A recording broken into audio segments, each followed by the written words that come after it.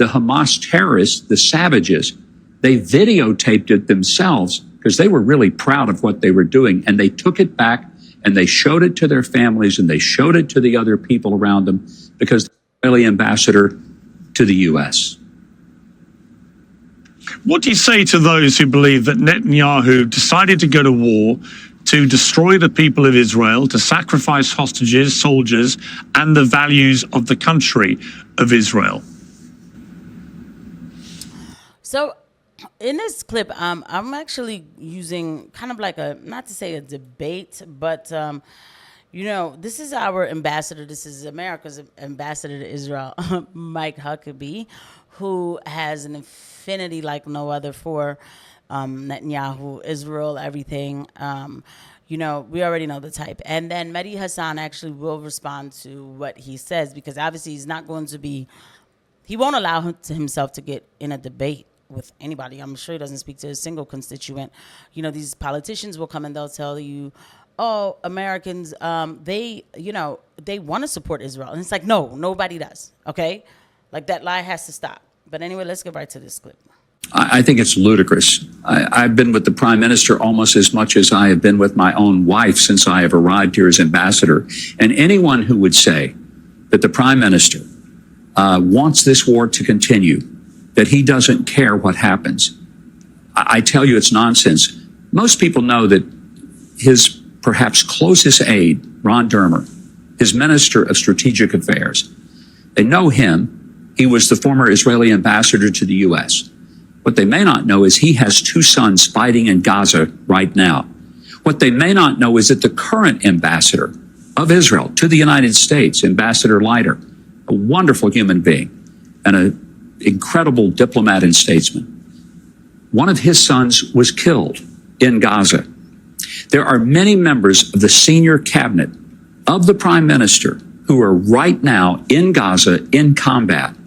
And for anyone to suggest that the prime minister is enjoying this or indifferent to it, or that he's immune to the suffering, over 700 IDF soldiers have died in Gaza. I'm not going to allow Mike Huckabee to glorify or, you know, any kind of thing. I want to get right to this part, though, the death of the journalist that happened this weekend, and see how Mike Huckabee decides to whitewash that too for Israel. Killed 5 journalists from Al Jazeera amongst 7 people who were killed in a direct and targeted strike in Gaza City. Al Jazeera called it a targeted assassination and a blatant and premeditated attack on press freedom. Now, the IDF immediately put out a statement saying that 28-year-old correspondent Anas al-Sharif, who had become extremely well known in Gaza for his broadcasting during the war, they said that he served as the head of a terrorist cell in Hamas and produced documents including personal rosters, lists of terrorist training courses, phone directories, and salary documents that they said proved he belonged to Hamas. But since then, a number of journalists, including many from the BBC, have said that this evidence, to their eyes, very experienced war correspondents, is not convincing. And it looks doctored. I said the same thing. I'll just say this from my thought process, but you got to be careful what you say online nowadays. I would highly doubt that any member of any resistance would leave a paper trail. Just saying. I'm just saying. The reason this matters so much is that if the IDF has deliberately targeted a group of journalists in Gaza City, and it turns out that that man, al-Sharif, was not a Hamas terrorist, then that would constitute a war crime.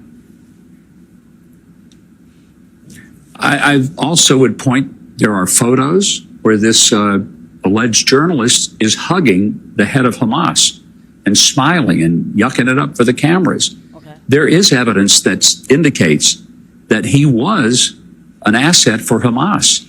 And if it's proven that he isn't, then that's a different calculation. But right now, the evidence points to the fact that he was. And why would someone pose as a journalist? I mean, I know why they would do it, but I think that's incredibly despicable if somebody is pretending to be just reporting the news, but is actually being a participant in the outcome. It's like if a referee at an American football game, instead of wearing the striped jersey of the referee, decides to put on a team jersey and actually root for one team over the other and aid and abet one team over the other. But the big difference is that in football, it's just a game, really doesn't matter. This matters. Yeah, it does matter. Mike Huckabee says that if it turns out that he really was just a journalist, then, you know, those calculations will be what? Nothing will happen. They killed already 235, I think it's 230 plus journalists already in Gaza. Not a single thing happened. We still send them aid. Mike Huckabee is complaining about the same thing he is. Do these people, I wonder, what do they do? Like, you have to understand that I cannot be biased to this situation. What is it that they do to make themselves, be able to lie like this? I mean, how do you lie like this and then wake up and just go along with life? And there must be a dosage that you receive that allegedly, in my opinion, that makes it easy for you to do this. Now, I'm going to just see what Mehdi Hasan has to say. Mike Huckabee is a disgrace. This is how the politicians lie to the American people, and how the ones continue. The wars will always, they just get funded, and more people die. It is a disgrace. I'm joined now by Mehdi Hasan, the founder and editor-in-chief at Zatea. Mehdi, great to have you back on set. I know you've been listening to both my interview with Ambassador Huckabee and with the Gaza Humanitarian Foundation. They put a lot on the record there in terms of their responses to all the criticism that's been coming. What was your response, first of all, to the interview with Ambassador Huckabee? Well, he said a lot. I think he spoke to him for nearly an hour. A lot of things that weren't true. One thing that stood out to me was when he said he spent as much time with Netanyahu as he spent with his own wife, which explains probably a great deal why the Trump administration is so pro-Netanyahu and all in on everything Netanyahu's doing. Okay, then Mehdi messes up immediately. That is not why. Obviously, we have lobbies and things like that. Like, come on, guys. One name you and him didn't really mention was Donald Trump. Trump has given Netanyahu, as we know, the green light to do the ethnic cleansing, to do the starvation, to do the killing. He recently said it's up to Israel to do whatever they want. But Mike Huckabee is a man who, just for your viewers watching some context, this is a man who said there's no such thing as a Palestinian, says there's no such thing as the West Bank, says there's no such thing as a settlement, says there's no such thing as an occupation. He takes a very racist, dehumanizing view of Palestinians. He is a Christian nationalist, Christian Zionist who supports Israel for theological reasons. It is very imperative for me to make sure, because everybody has their biases, or I don't know what this is that happens, and I feel like nobody can report without, their emotions. Let me just help you. Mike Huckabee is not a Christian nationalist, okay? He's not a Christian. Christian nationalists are not promoters of Israel, especially not to this point. And in that interview with you, I just want to pick up a few things very quickly. The number of barefaced lies the ambassador told. He said multiple times Hamas is stealing the aid. As you pointed out, the New York Times spoke to multiple Israeli officials who say there is no evidence of systematic stealing of aid by Hamas. In fact, USAID, the US government's own aid department, did a study showing Hamas is not stealing the aid. The European Union did a study showing Hamas is not stealing the aid. The aid is being stolen. It's being stolen by gangs who are linked to Israel. So he's lying when he talks about Hamas stealing the aid. I was amazed to see him talk about beheaded babies and babies burned in ovens, which, as you know, Piers, because you got caught in that early on, was absolute bullshit put out by the Israelis. It's a complete lie. Not only did he lie about babies being burned in ovens, an ambassador of the United States at this point, 22 months later, telling that debunked hoax, he even claimed that it was done on video, which is not true. Show us the video. It doesn't exist. He also lied about the Israelis giving warnings to people before they bomb them. Every human rights group in the world says that's absolute BS.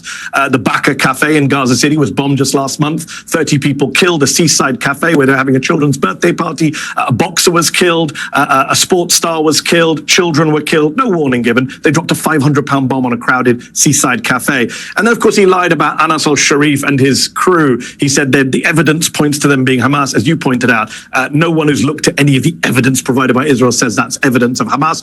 All he had was that, he was spotted taking a picture with the leadership of Hamas. So if you stand next to an accused terrorist or someone on the American terrorist watch list, that makes you a target, because I would point out Mike Pompeo is in a picture standing next to the Taliban. Donald Trump is in a recent picture standing next to the former leader of Al-Qaeda in Syria. Is that what we're now classifying as a justification for killing someone? Let's see. a lot to unpack there. I think one of Yeah, so yeah, Mehdi basically made a lot of golden points that were necessarily to be made. I mean, that's just really it at the end of the day. I don't know why we're still having, it is really frustrating for me to watch these fake conversations about, no, Israel's not doing this. Guys, the cat's out of the bag. Everybody knows that this isn't promotion. This is just, this is just geopolitical facts. There's an ethnic cleansing, a genocide happening in Gaza.